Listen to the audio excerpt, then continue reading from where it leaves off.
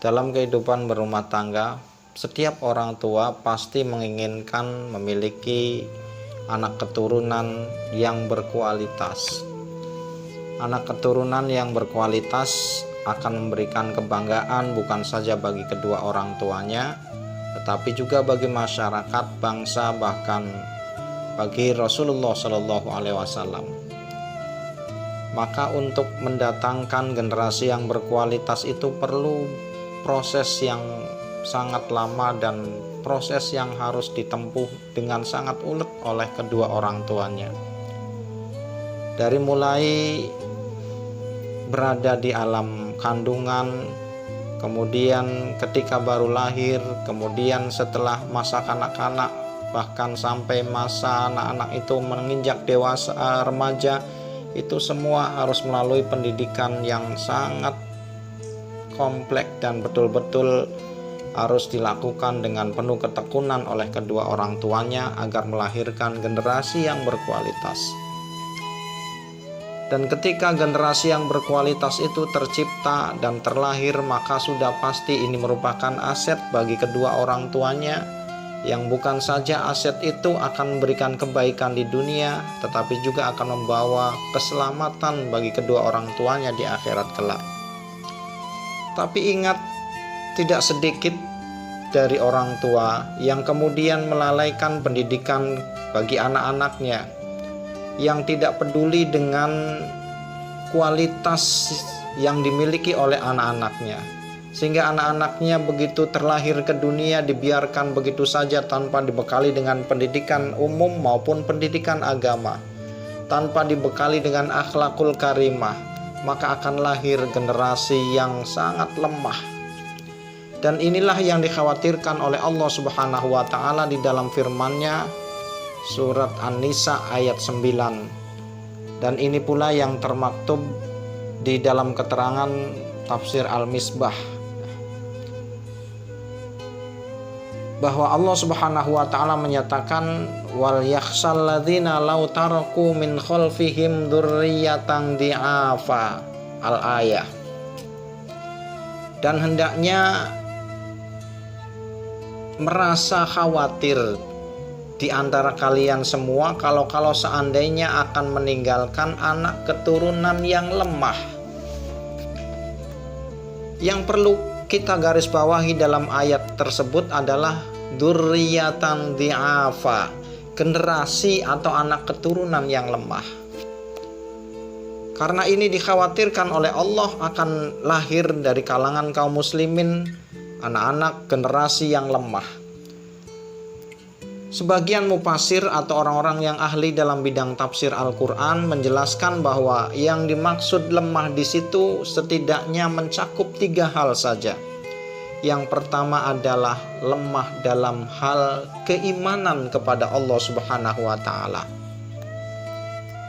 Ketika terlahir anak atau generasi di muka bumi ini kemudian tidak memiliki keimanan yang mendalam kepada Allah Subhanahu wa taala, maka khawatir ketika proses kehidupan global ini penuh dengan gonjang-ganjing, bahkan penuh dengan rayuan, godaan, tidak sedikit yang kemudian dari anak-anak kita terjerumus pada jurang kehancuran, jurang kenistaan, bahkan perbuatan dosa dan maksiat karena kurangnya keimanan kepada Allah Subhanahu wa taala. Maka disinilah peran orang tua sangat diperlukan untuk menjadikan anak-anak kita tidak lemah dalam hal keimanan. Bagaimana caranya agar anak-anak kita tidak lemah dalam hal keimanan? Maka didik anak-anak kita dari mulai kecil tentang pendidikan keagamaan, pendidikan Al-Quran, tentang perlunya ibadah-ibadah kepada Allah Subhanahu wa taala, tentang ketauhidan kepada Allah Subhanahu wa taala, sehingga ketika anak itu menginjak remaja bahkan dewasa, dia akan tumbuh menjadi anak yang imannya mantap kepada Allah sehingga tidak mudah terombang-ambing oleh arus kemajuan zaman. Yang kedua, yang dimaksud lemah dalam ayat tadi adalah lemah ilmu. Islam tidak menginginkan orang-orang yang kemudian terlahir di muka bumi ini menjadi anak-anak yang lemah dalam hal keilmuannya. Seseorang yang kemudian lemah dalam keilmuan, maka ketika menghadapi kehidupan di alam dunia ini, dia akan bisa tertinggal dan terpinggirkan oleh orang-orang yang memiliki keilmuan yang luar biasa luasnya. Makanya Rasulullah Shallallahu Alaihi Wasallam mengingatkan kepada kita semua, man aradad dunya fa'alaihi bil ilmi. Siapa yang ingin menguasai atau sukses dalam hal keduniaan, maka bekali dengan ilmu. Dan itu semuanya adalah cermin bahwa Islam menginginkan memiliki generasi yang punya kualitas dalam hal keilmuan. Dan yang terakhir, yang dimaksud dengan lemah adalah lemah ekonomi.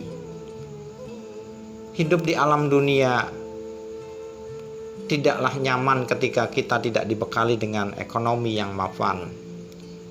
Meskipun itu adalah sebuah kudrat ataupun takdir dari Allah Subhanahu wa taala, tapi perlu kita upayakan agar generasi kita, anak keturunan kita memiliki ekonomi yang mapan.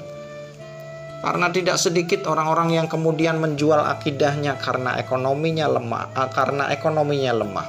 Tidak sedikit dari kalangan kaum muslimin yang kemudian berpindah agama karena kelaparan dalam hal keduniaan.